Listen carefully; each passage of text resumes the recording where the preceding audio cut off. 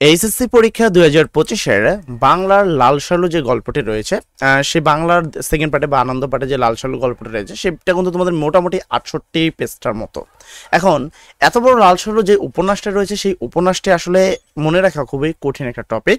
তো আজকের এই ক্লাসে আমরা পুরো লাল সালু গল্পটি মাত্র দুইটা পেজের মধ্যে কিন্তু তোমাদের জন্য সুন্দর করে উপস্থাপনা করেছে। মাত্র 2 পেজের মধ্যে এই পুরো লাল সালু গল্পটি রাখা হয়েছে এবং এই জায়গা থেকে যদি তুমি পড়ো তাহলে আর কখনোই তোমার লাল সালু গল্প সম্পর্কিত কোনো প্রবলেম কখনোই থাকবে না। তো দেখো, লাল সালু গল্প আমরা কি টেকনিক্যালি পড়তে পারি, অর্থাৎ তুমি অনেকটা বলতে পারো যে 65 পৃষ্ঠা না পড়েই না পড়েই তুমি লাল সালু গল্প কিভাবে মনে রাখতে পারবা। আজকের মেন ক্লাসটা হলো এটা, খুবই অল্প কিছু সংখ্যা। দেখো, সর্বপ্রথম প্রশ্ন আসে লাল সালু গল্প। তো লাল সালু যে গল্পটি রয়েছে সেটা কত সালে রচিত হয়েছে? তো লাল সালু গল্প 1948 সালে কি করা হয়েছে? রচনা করা হয়েছে। তাহলে লাল সালু গল্পটি 1948 সালে কি করা হয়েছে? রচনা করা হয়েছে। লাল সালু গল্পের যে মূল পটভূমি সেটা ছিল হলো ধর্মের নামে ভণ্ডামি। লাল সালু গল্পে কি ছিল? একটা মূল পটভূমি বা কোনটার সাক্ষেপে লাল সালু গল্পটি আসলে অনুষ্ঠিত হয়েছে। লাল সালু গল্পের মূল বিষয়টা ছিল হলো ধর্মের নামে কি করা? ভণ্ডামি। এখানে প্রধান চরিত্র ছিল কে? লাল সালু গল্পের প্রধান চরিত্র ছিল পীর, যে ছিল একজন কি মজিদ। এই যে পীর যে আছে সে, যার নাম ছিল কি? মজিদ। এই মজিদকে আসলে কেন্দ্র করে সম্পূর্ণ লাল সালু গল্পটাই কিন্তু রচনা করা হয়েছে। এবার লাল সালু গল্প তুমি যদি দেখো, এই মজিদের যে এলাকা সেই এলাকাটা তোমার কি বর্ষায় ডুবে যায়। মজিদের যে এলাকা সে এলাকায় কি হয়ে যায়? বর্ষায় ডুবে যায়। তার কারণ হলো মজিদের যে গ্রাম সেই গ্রামটি ছিল কি পাহাড়ি গ্রাম এবং সেটার নাম ছিল কি মধুপুর। এই যে মধুপুর গ্রামটি রয়েছে তোমার মজিদের এই গ্রামে কি হয়? বর্ষায় ডুবে যায় এবং সেখানে ধর্মচর্চা অনেক বেশি হয়। তাই গল্পের শুরুতেই বলা ছিল যে শস্যর থেকে টুপি আর আগাছা বেশি। শস্য থেকে কি টুপি বেশি। মেন কথা হলো এই যে এখানে মানে ওই এলাকাতে যেহেতু পুরো বর্ষায় ডুবে গেছে পুরো এলাকায়, তো এখানে কিন্তু শস্য হয়নি বা ফলন ভালো হয়নি। কিন্তু ফলন না হলে ওই পুরো এটাই কিন্তু মানে পুরো মধুপুর গ্রামটাই যেখানে মজিদ বসবাস করতো, বা যে তোমাদের লাল সালু গল্পের মেন ক্যারেক্টার মজিদ যে বসবাস করতো, সেই জায়গায় কি হয়েছে? পুরোটা কিন্তু বর্ষায় ডুবে গেছে এবং তারা সবাই কি করতো? তারা সবাই হলো ধর্ম চর্চা করতো, যার ফলে এই কথাটা বলা হয়েছিল যে শস্য থেকে সেখানে কি আগাছা বেশি। জীবিতের তাগিদে ধর্মকে অপব্যবহার করে কে? আমাদের ক্যারেক্টার মানে এই গল্পের লাল সালু গল্পের মেন ক্যারেক্টার মজিদ। আমাদের জীবিকার তাগিদে ধর্মকে অপব্যবহার করে কে?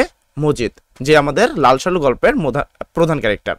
এরপরে আমরা যদি দেখি সেখানে হলো আমাদের মজিদের যে গ্রাম রয়েছে, মানে আমাদের যে পীর সাহেব মজিদ লাল সালু গল্পের প্রধান ক্যারেক্টার, সেই ক্যারেক্টারের যে গ্রামটা রয়েছে সেই গ্রামটা বিষয়ে কিছু প্রশ্ন থাকে। তার গ্রামটা ছিল একটি পাহাড়ি এলাকায় যার নাম ছিল মধুপুর। ঠিক আছে, লাল সালু গল্পের যে গ্রামটা ছিল সেটা কি ছিল? একটি পাহাড়ি এলাকায় ছিল এবং সেটা কি তার নাম ছিল কি মধুপুর। তার মানে মধুপুর এলাকাতে পাহাড়ি এলাকার মধুপুরে মজিদের কি বাড়ি এবং তিনি ছিলেন একজন কি সরকারি কর্মকর্তার, এখানে কিন্তু তার অধীনে ছিল, মানে সকল সরকারি কর্মকর্তারা যারা রয়েছে তারা কিন্তু মজিদের কি আন্ডারে কিন্তু পীর হয়েছে, মানে তোমার মুরিদ হয়েছিল। একজন আজান দিছে কে? একসময় মজিদ হলো কি করতো? আজান দিত। একজন কি আজান দিচ্ছে, আমরা গল্পেতে দেখে যে একজন আজান দিচ্ছে, যে আজান দিচ্ছে সেই ছিল আমাদের গল্পের মেন ক্যারেক্টার, যে ছিল কি মজিদ। তো মহব্বতনগরে পূর্বপুরুষদের কবর আছে। এটা মজিদ এটা মানে একটা ধারণা করলো যে কি মহব্বতনগরে তার পূর্বপুরুষের একটা কবর আছে, এরকম একটা সে পরিকল্পনা করলো। সে জানতে পারলো যে কি মহব্বতনগর যেটা সেখানে একটা কবর রয়েছে। কি রয়েছে? একটা কবর, পূর্বপুরুষের একটি কবর। সেটা কিন্তু মজিদের বা কার সেই বিষয়ে কিন্তু ডিটেলিং বলা নেই। মানে মহব্বতনগরে তোমার কি রয়েছে? একটা কবর রয়েছে। সেই কবরটা সম্পর্কে মজিদ কি করে জানতে পারে যে সেই জায়গাটা একটা কি পূর্বপুরুষের একটা কবর রয়েছে, সেটা কার সেটা কিন্তু ঠিক না। তো আমি সেখানে ইসলাম প্রচার করতে এসেছি, এটা কিন্তু মজিদ বলে। মজিদ আসলে কি স্বপ্নের মাধ্যমে মজিদ গ্রামবাসীকে বলে কি আমি স্বপ্নের মাধ্যমে জানতে পেরেছি যে এখানে কি আছে?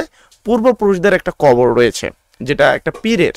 আমরা কিন্তু সামনে গল্পেতে দেখতে পারবো যে ওটা একটা পীরের কবর ছিল, তার নামও কিন্তু গল্পের মধ্যে আমাদের বলা হয়েছিল। তো সেই গল্পেতে তোমার পীরের কি ছিল? একটা পূর্বপুরুষের একটা কবর আছে এবং মজিদ এই মহব্বতনগরে কেন গিয়েছিল? সেখানে ইসলাম প্রচার করতে গিয়েছিল। কে বলেছেন এটা? মজিদ নিজে বলছেন। তো মজিদ যখন বুঝতে পারলো যে কি, মজিদ বুঝতে পারলো যে মহব্বতনগরে একটা কবর রয়েছে বা পূর্বপুরুষে একটা কবর রয়েছে, মজিদ এই ক্লু পেয়ে চলে গেল মহব্বতনগরে। কোথায়? মহব্বতনগরে। মজিদ যখনই কি একটা ক্লু পেল যে সেখানে একটা পূর্ব প্রাচীন একটা কবর রয়েছে, তখন কি সে এই বিষয়টা জানার সাথে সাথে সে চলে গেল কোথায়? মহব্বতনগরে। এবং আমরা সঙ্গে সঙ্গে একটা দৃশ্য দেখতে পারি, সেখানে আমরা দেখতে পারি কিছু লোক মাছ ধরছে।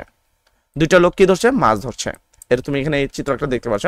আমি এখানে একটা মাছ ধরার একটা চিত্র রেখেছি। তো এরকম মাছ ধরছে, তো মাছ ধরছে যার তার নাম কি ছিল? একজনের নাম ছিল তাহের এবং অপরজনের নাম ছিল কি? কাদের। ঠিক আছে? তো মাছ ধরছে কে কে? মাছ ধরছে হলো তাহের, মাছ ধরছে কে? তাহের আর কাদের। কারণ মহব্বতনগর যখন এই মসজিদের আগমন ঘটে তার শুরুতে কিন্তু দেখানো হয় কে? তাহের এবং কাদেরকে, যারা কি করছে? যারা হলো মাছ ধরছে। কি করে? নৌকায় করে। তারা নৌকায় করে একটা কি ধরছে? মাছ। তো বলা হয়েছে তাহের ও কাদের মাছ ধরছে কোথায়? এই নৌকায় করে মাছ ধরছে। তারা মতিগঞ্জের রাস্তায় একজনকে নামাজ পড়তে দেখে। তো মসজিদ যখন কি করে? প্রবেশ করে। তোমার মহব্বতনগরে যাওয়ার জন্য মতিগঞ্জ হয়ে যেতে হয়। তো মসজিদ যখন কি জানতে পারলো যে তার পূর্বপুরুষ যারা রয়েছে, মানে প্রাচীন একটা কবর মহব্বতনগরে অবস্থান করে, তো সে যাত্রাপথে মতিগঞ্জ পায়। এই মতিগঞ্জের যে রাস্তা আছে সেখানে কিন্তু আজান দেয়, এবং যেহেতু তারা কি ধর্মের বিষয়টা ভালো মানে, তাই মতিগঞ্জের এই রাস্তাতেই মসজিদ কি করে? নামাজ পড়ে। তো নামাজটা পড়ে কি? যার নাম ছিল হলো মসজিদ। তো মেন ক্যারেক্টার যে মসজিদ, যে কি করে? এই মহব্বতনগর এই মতিগঞ্জের যেই রাস্তা, মানে মহব্বতনগর যাওয়ার সময় মতিগঞ্জের যে রাস্তাটি রয়েছে সেখানেই তাকে দেখা যায় কি? নামাজ পড়তে। তাহলে মসজিদ কি করছে? রাস্তার মধ্যে নামাজ পড়ছে। এবং এই বিষয়টা সর্বপ্রথম কে দেখতে পারলো? সর্বপ্রথম দেখতে পারলো তাহের এবং কাদের, যারা অ্যাকচুয়ালি কে ছিল? যারা হলো তোমার ওইখানে তারা কি করছিল? মাছ ধরছিল। এবার আমরা দেখতে পারি যে মসজিদ কি করে? গ্রামে প্রবেশ করলো। মসজিদে কি করলো? গ্রামে প্রবেশ করে। এবং মসজিদ গ্রামে প্রবেশ করে কি মানে তোমার সবাই কি করে? মুনাফিক কাফের বলে কি গালিগালাজ করা শুরু করে দেয়। মহব্বতনগরে যখনই মসজিদ কি করলো? প্রবেশ করার সাথে সাথে সে সবাই কি করছে? মুনাফিক কাফের বলে সবাইকে কি গালিগালাজ করা এবং তাদের উপরে ক্ষিপ্ত হয়ে যায়, কিন্তু আমরা গল্পেতে দেখতে পারি। এখানে মুদাচ্ছেদ পীরের কবরকে আপনারা জানেন? তো এখানে ওই যে সে যে জানতে পারলো যেখানে একটা পূর্বপুরুষের একটা আদিম একটা কবর রয়েছে, সেই কবরটিকে সে কি বললো?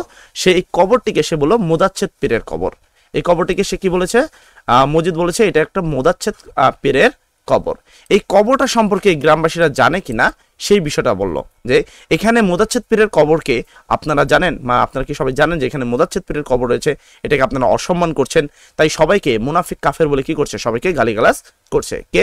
আমাদের ক্যারেক্টার লাল শালুক আর মেন ক্যারেক্টার মসজিদ। তো এই বিষয়টা মসজিদ কিভাবে জানতে পারলো? স্বপ্নের মাধ্যমে সে জানতে পেরেছে মুদাচ্ছেদ পীরের কবর এখানে রয়েছে, এবং এই জন্যই আমি এখানে ইসলাম প্রচার করতে এসেছি। তো এই কথাটা কিন্তু মসজিদ গ্রামবাসীকে বলে যে আমি স্বপ্নের মাধ্যমে জানতে পেরেছি, বা স্বপ্নের মাধ্যমে আমাকে মুদাচ্ছেদ পীর আমাকে দেখিয়েছে যে এখানে তার একটি কবর রয়েছে, এবং সেই কবরটাকে গ্রামবাসীরা কি অবহেলা অনটনের মাধ্যমে রেখে দিয়েছে। তাই সেই এই যে মানে জাহিলিয়া যুগ যেটা এখানে যারা মুনাফিক কাফের রয়েছে, মানে যারা ইসলাম বা ধর্মকেই করছে না, তাদের কাছে ইসলাম প্রচার করতে এসেছে কে? আমাদের মেন ক্যারেক্টার মসজিদ। গ্রামবাসী কবরটা দেখিয়ে দিল। গ্রামবাসী কি করলো? কবরটা এখানে কিন্তু আরো বিষয় ছিল, টুকটাক কথা ছিল, যেমন হলো অনেকে জিজ্ঞাসা করা হয় সেখানে কিছু পুরাতন বা আদিম যুগের কিছু মানুষ, তো তারা কিন্তু বলে যে হ্যাঁ এখানে একটা কবর আছে, কিন্তু সেই বিষয়ে কিন্তু তারা কোনো নির্দিষ্ট একটা ধারণা ছিল না, যার কারণে মসজিদ এটার একটা বেনিফিট নিতে পারে। নেওয়ার ফলে কি হয়? মসজিদ এখানে বলে যে গ্রামবাসীরা কি করে? তাদের কবরটা দেখিয়ে দেয়। শুধুমাত্র কবর যে দেখিয়ে দিল তা কিন্তু না, আর সবাই মিলে কি করে? সবাই মিলে মসজিদের যে মানে যেটাকে মুদাচ্ছেদ পীরের কবর, আসলে এটা কার কবর সে তো জানে না, এটা হলো সে একটা নাম দিয়েছিল মসজিদ, আমাদের একটা মেন ক্যারেক্টার মসজিদ, সে দিয়েছিল এটা একটা মুদাচ্ছেদ পীরের একটা কবর। সে এটা কি করেছিল? নাম দিয়েছিল। নাম দেওয়ার পরে এই যে কবরটা আছে, এই কবরটাকে গ্রামবাসী কি সবাই আশেপাশে পরিষ্কার করলো। গ্রামবাসীরা সবাই কি করলো? আশপাশ সম্পূর্ণ পরিষ্কার করে দিল, এবং গ্রামবাসীর মধ্যে একজন এসে লাল শলের ওয়ালা মুলায়েম চাদর আনলো, এবং এনে কি করলো? সেই কবরটিকে ঢেকে দিল। সেই কবরটিকে কি ঢেকে দেখতে মাজারে পরিণত করে দিল, যা মূলত গ্রামবাসীর মধ্যে অন্ধবিশ্বাস, অন্ধকার এবং কুসংস্কারকে কি বলা হয়? প্রাধান্য দেওয়া হয়। এরপরে আমরা দেখতে পারি মসজিদের বিয়ে হয়। এরপরে কিছুদিন পরে আমরা দেখতে পারি কি মসজিদের বিয়ে হয়। তো বিয়েটা কার সাথে হয়? মসজিদের বইয়ের নাম ছিল হলো রহিমা। বিয়েটা কার সাথে হয়? বিয়েটা হলো রহিমার সাথে। তার মানে মজিদের প্রথম স্ত্রীর নাম হলো কি? রহিমা।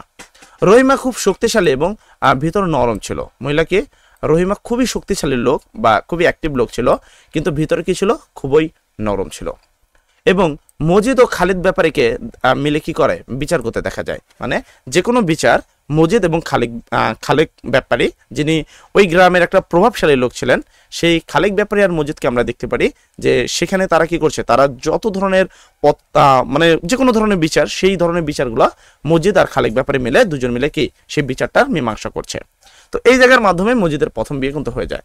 তো এরপরে যখন কি মজিদ আর খালিদ ব্যাপারীকে এই বিচার করতে হয়, তো একদিন কি করে? দুদু মিয়া নামে একজন মুরব্বী, যার ছিল হলো 60টি ছেলে ছিল। কয়টা ছেলে ছিল? 60টি ছেলে। তো দুদু মিয়া নামে একজন মুরব্বী, যার ছিল 60টি ছেলে, তারা সবাই কি করতো? একসাথে বসবাস করতো। দুদু মিয়া নামে যে মুরব্বী, তার ছিল টোটাল 60টি ছেলে এবং তারা সবাই কি করতো? একসাথে বসবাস করতো। তার মধ্যে ছিল হাসুনির মা, তারপর হলো তাহের, কাদের, রতন, বাবা, মা, তাই না? তো এর মধ্যে দেখা যাচ্ছে কি এই যে বাবার মা রয়েছে, বাবার মা, তো মুরব্বী আর কি দুদু মিয়া, আর একটা হলো কি, তো তারা কি করলো? বাবা মার মধ্যে একটা ঝরগা সৃষ্টি হয়ে গেল। বাবা মার মধ্যে কি হলো? একটা ঝরগা সৃষ্টি হলো। এবং মোটামুটি তুমি এটা বলতে পারো যে বাবা মাকে ধরে কি মারলো, এরকম কিছু। তো যখন বাবা মায়ের মধ্যে মেয়ের মধ্যে, সরি এটা মেয়ে হবে, বাবা মায়ের মধ্যে ঝরগা হলো অ্যাকচুয়ালি কি মেয়েকে মারছিল জন্য, ঠিক আছে? তো হাসুনের মা মারছিল কাকে? এই যে দুদু মিয়া যে রয়েছে, এই দুদু মিয়া হাসুনের মাকে মেরেছিল। কাকে মেরেছিল? হাসুনের মাকে মেরেছিল, যে দুদু মিয়ার কন্যা ছিল, যে দুদু মিয়ার কি ছিল? কন্যা। তো হাসুনের মা রহিমাকে বলে, রহিমা কে ছিল? রহিমা ছিল হলো আমাদের এই যে মজিদ যে আছে, মজিদের প্রথম স্ত্রী। তো এই যে হাসুনের মা রহিমাকে বলে আমার যেন মরণ হয়। এই কথাটি কে বলেছে? এই কথাটি বলেছে কিন্তু হাসুনের মা। কাকে বলছে? রহিমাকে বলছিল, ঠিক আছে?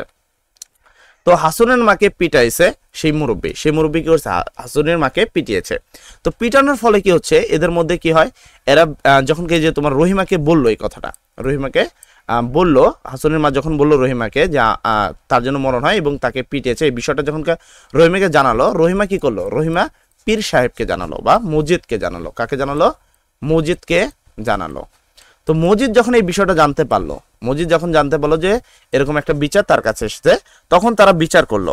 বিচার কি? খালিদ ব্যাপারী আর মজিদ মিলে বিচার করলো। সেই মুরব্বীর করলো কি? জরিমানা করলো এবং মেয়ের কাছে মাপ চাওয়ালো। আসলে দেখো, একটা মেয়েকে মারা কিন্তু একটা, মানে একজন বাবা হিসাবে একজন মেয়েকে মারতেই পারে, তাই এইরকম কোনো কাজ করতে হবে এরকম কিন্তু কথা নয়। কিন্তু মজিদ আর খালিদ ব্যাপারী মিলে বিচার করলো কি?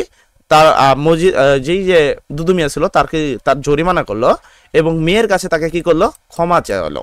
এবং মেয়ের কাছে যখন সেই মুরব্বী ক্ষমা ছিল বা দুদু মিয়া যখন ক্ষমা ছিল, তখন তার ভিতরে একটা আক্ষেপ প্রকাশ হয়ে যায়, একটা দুঃখ, সে মনের মধ্যে অনেক বড় একটা দুঃখ পায় যে জরিমানা আসলে বড় কথা না, মেয়ের কাছে সবার সামনে, পুরো গ্রামবাসীর সামনে তাকে মাপ চেয়েছে। তখন সে কি করে? এটা আসলে তার কাছে একটা মনের একটা আক্ষেপ প্রকাশ হয় এবং খুবই কষ্ট সে পায় এবং সেই কষ্ট সইতে পারে না। এই কষ্ট সে সইতে পারে না, একবারে চুপচাপ হয়ে যায়। ফলে দেখা যায় যে 2 দিন পরে তার বাবা বাসা থেকে নিরুদ্দেশ হয়ে যায়। মানে হাসুনির মার যে বাবা দুদু মিয়া ছিল, সে কি হয়ে যায়? নিরুদ্দেশ হয়ে যায়, তাকে আর খুঁজে পাওয়া যায় না। কারণ এই যে মেয়ের কাছে মাপ চেয়েছে, এই জিনিসটা সে মানতে পারেনি, যার ফলে কি হয়েছে? সে একসময় কি 2 দিন পরে দেখা যাচ্ছে বিচার হওয়ার 2 দিন পরে তাকে কি আর খুঁজে পাওয়া যায় না। 2 দিন পর তার বাবা নিরুদ্দেশ হয়ে যায়। এরপরে আমরা গল্পের পর এই জায়গার পরে দেখতে পারি আমাদের গল্পটার মেন ভিত্তি থাকে হলো আওয়ালপুরের পীর। আমরা আরেকটা মানে গল্পের মধ্যে আরেকটা পীরকে দেখতে পারি যে ছিল আওয়ালপুরের পীর। তো আওয়ালপুরের পীর নিয়ে কিন্তু মেন ঘটনা এখানে 2টা হলো কম্পিটিশন থাকে, যে এক হলো আমাদের মজিদ যে ছিল আমাদের লাল সালু গল্পের মেন ক্যারেক্টার, আর একটা তোমার হলো আওয়ালপুরের পীর। এই যে আওয়ালপুরের যে পীর রয়েছে, যে পীর সাহেব রয়েছে, তার প্রধান ভক্ত হলো কে? স্থানীয় ইউনিয়ন বোর্ড প্রেসিডেন্ট মতলব খা। তার মানে আওয়ালপুরের মেন যে ভক্ত বা প্রধান যে বক্তব্য সেটা ছিল মতলব খা। যে ছিল মতলব খা, যে ছিল হলো স্থানীয় ইউনিয়ন বোর্ডের প্রেসিডেন্ট, যে ছিল কি স্থানীয় ইউনিয়ন বোর্ডের কি প্রেসিডেন্ট। এই মতলব খা ছিল কার ভক্ত বা কার মুরিদ? সে ছিল আওয়ালপুরের মুরিদ। তার নাম কিন্তু বলা হয়নি গল্পের মধ্যে। মজিদ নামাজের মধ্যে গালাগাল করেন। মানে দেখা যাচ্ছে যে আমরা যখন এই মানে পীরের অনেক ভক্ত দেখা যায় এবং অনেক দূর দূর থেকে আওয়ালপুরের পীরের কাছে মানুষ আসে এবং একসময় মসজিদের কাছে কিন্তু এই কথাটা পৌঁছে যায় যে তার যেই মোহাম্মদনগর যেই গ্রামটি রয়েছে সেই গ্রাম থেকে অনেক লোক কি করছে, আওয়ালপুরে যাচ্ছে পানি পরা নিতে, সন্তানের জন্য বা যে কোনো একটা কাজে কি আওয়ালপুরের পীরের কাছে যাচ্ছে। এই বিষয়টা যখন মসজিদ জানতে পারে তখন মসজিদটা বিষয়টাকে অন্যভাবে নেয়, নেওয়ার ফলে মসজিদ নিজে দেখতে যায় যে আওয়ালপুরের পীর আসলে কি করে। সেখানে একটা নামাজ পড়া হয়। তো মসজিদ যখন এই নামাজটা পড়ে সেই তখন কি করে, মানে নামাজটা আসলে যেই আসরের নামাজ পড়ে কখন, জোহরের সময়, যেই জোহর থাকে সেই সময়টা তারা কি আসরের নামাজ পড়ে। ফলে এই মসজিদ কি করে, তাদের সবাইকে কি করে, গালাগালি করে। মসজিদ সবাইকে কি করে, গালাগালি করে।